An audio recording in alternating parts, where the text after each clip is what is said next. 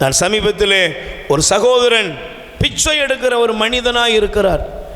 அவன் ஏன் பிச்சை எடுக்கிறான் அப்படிங்கும் பொழுது அவர் சொல்கிறாரு, எல்லாரும் என்ன சின்ன வயசில் ரொம்ப அன்பு செய்தார்கள். எங்கள் குடும்பம் ஒரு காலத்தில் நாங்கள் இருந்த கிராமத்தில் வசதியாக இருந்துச்சு. ஆனால் என்னுடைய வாழ்க்கை, என்னுடைய வாலிப பருவம் வரும் பொழுது என்னுடைய குடும்பம் திடீரென்று எங்கள் ஊரில் வந்த ஒரு சின்ன கலவரத்தில் எல்லாத்தையும் இழந்து நாங்கள் உயிரை கையில் பிடிச்சிட்டு ஓட வேண்டியது வந்தது. அப்படி ஓடும் பொழுது என்னுடைய தகப்பனார் திடீர்னு அந்த இடத்துல மரித்து போனார். என்னுடைய தாயார் அடுத்து மரித்து போனாங்க. என்னுடைய சகோதர சகோதரிகள் அந்த சூழ்நிலையில் பிரிந்து போனார்கள். என்னுடைய வாழ்க்கையில் அடுத்த கட்ட நகர்வுக்கு பாதையே இல்லை. நான் பசியில் நின்னேன், துயரத்தில் நின்னேன், கையேந்தக்கூடிய இடத்துல போய் நின்னேன். என்னுடைய வாழ்க்கை இன்னைக்கு பிச்சை எடுக்கிற லெவலுக்கு போயிட்டு கண்ணீரோடு சொல்லுகிற பிள்ளை. இன்னைக்கு அநேகர் பாருங்க, யாராவது உதவி செய்ய மாட்டாங்களா? யாராவது எனக்கு ஹெல்ப் பண்ண மாட்டாங்களா? யாராவது எனக்கு ஒரு ஆறுதலாக இருக்க மாட்டாங்களா? ஒருவேளை நீங்கள் அப்படி வந்திருக்கீங்களா? ஆண்டவர் உங்களை பார்த்து ஒரு வசனத்தை காண்பிக்கிறார். தயவு செய்து வாசித்து பாருங்கள். எசையா தீர்க்கதரிசியின் புஸ்தகம் 54ஆம் அதிகாரம் 6வது வசனத்தை எடுத்துக்கொள்ளுங்கள். எசையா தீர்க்கதரிசியின் புஸ்தகம் 54ஆம் அதிகாரம் 6வது வசனம். ஆண்டவர் சொல்றார், வாசிங்கம்மா. கைவிடப்பட்டு மனமுடைந்து போன துணைவி போலும் தள்ளப்பட்ட இளம் மனைவி போலும் இருக்கும் உன்னை ஆண்டவர் அழைத்துள்ளார் என்கிறார் உன் கடவுள். Praise the Lord. ஆண்டவர் சொல்றார், எப்படி சொல்லுங்க, எப்படி போட்டிருக்கு? கைவிடப்பட்டு மனமுடைந்த துணைவி போலவும் தள்ளப்பட்டு இளம் மனைவி போலவும். Praise the Lord. சொல்லுங்க அல்லேலூயா. கைவிடப்பட்டு மனமுடைந்து ஒரு நிலைமை எப்படி இருக்கு யோசிச்சு பாருங்க.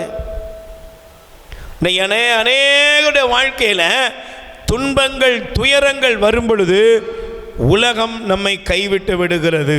Praise the Lord. சொல்லுங்க அல்லேலூயா.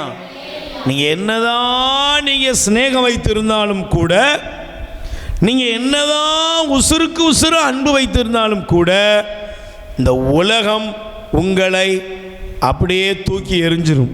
அல்லேலூயா. Praise the Lord. கைகளை வேர் சொல்லுங்க அல்லேலூயா. சத்தமாக சொல்லுங்க அல்லேலூயா. ஒரு வியாதி வந்ததுன்னா, ஒரு பலவீனம் வந்ததுன்னா கூட நமக்கு தெரியும் நம்ம வாழ்க்கையில் எவ்வளவு கஷ்டப்பட வேண்டியது இருக்கு. ஒரு இக்கட்டு வருகிறது, ஒரு பொருளாதார நெருக்கடி வருகிறது, அநேகர் நம்மை விட்டு தூரமாக போயிடுவாங்க. Praise the Lord. அதனால தான் ஆண்டவர் திருப்பாடல் 27:10 சொல்கிறாரு, உன் தந்தையும் தாயும் உன்னை கைவிட்டாலும் ஆண்டவர் உன்னை ஏற்றுக்கொள்கிறார். ஆமென். சொல்லுங்க அல்லேலூயா. தந்தையும் தாயும் நம்மளை கைவிட்டா கூட ஆண்டவர் நம்ம என்ன செய்கிறார்? ஏற்றுக்கொள்கிறார். அதனால தான் நீங்க வாசித்த எசையா 54:6 சொல்கிறது, கைவிடப்பட்டவள் மனமுடைந்து போனவள் தள்ளப்பட்டவள் நீ. ஆனா ஆண்டவர் சொல்றாரு, 10வது வசனத்தை படிங்க. மனமுடைந்து போன ஒவ்வொருவனுக்கும் ஆண்டவர் சொல்லுகிறார், மலைகள் நிலை சாய்ந்து போனாலும், குன்றுகள் இடம்பெயர்ந்து போனாலும், உன்மீது நான் கொண்ட பேரன்போ நிலை சாயாது என்கிறார். என் சமாதான உடன்படிக்கை அசைவுறாது என்கிறார் ஆண்டவர். கை தட்டுங்க பாப்போம். அல்லேலூயா. மலைகள் என்ன செய்யலாம்? மலை மாதிரி நீங்கள் என்ன செஞ்சுருப்பீங்க? யாரையாவது நம்பியிருப்பீங்க. கணவனை மலை போல நம்புகிற மனைவி, மனைவியை மலை போல நம்புகிற கணவன், பிள்ளைகளை மலை மாதிரி நம்புகிற பெற்றோர், பெற்றோரை மலை போல நம்புகிற பிள்ளைகள். இப்படி உறவில் சகோதர சகோதரியில் என் உசுறு அப்படின்னு சொல்லி எத்தனையோ பேர் நமக்கு முன்னால் மலை மாதிரி இருப்பாங்க. ஆனால் நாம் நம்பிக்கிட்டு இருக்கிற இந்த மலைகள் நிலை சாயுமா? சொல்லுங்க, நிலை சாயுமா? மலை சாயாதா?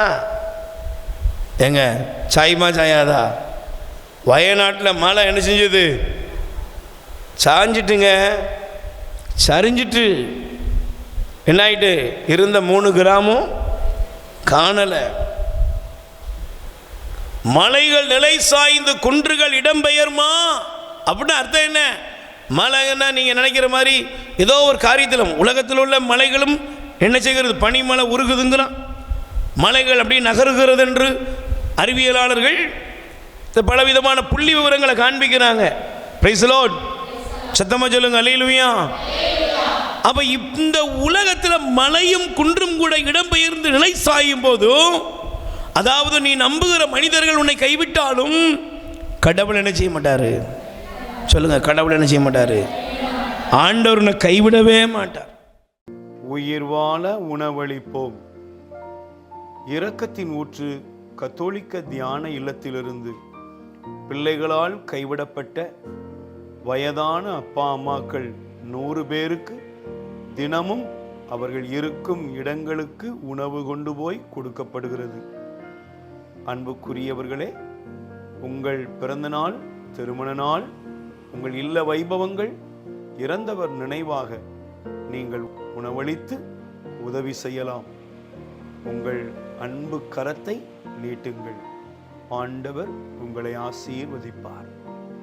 எங்கள் முகவரி: இரக்கத்தின் ஊற்று கத்தோலிக்க தியான இல்லம், புன்னைக்காயல், தூத்துக்குடி மாவட்டம். அலைபேசி எண் 9894118201. கடவுள் உங்களை நிறைவாய் ஆசீர்வதிப்பாராக.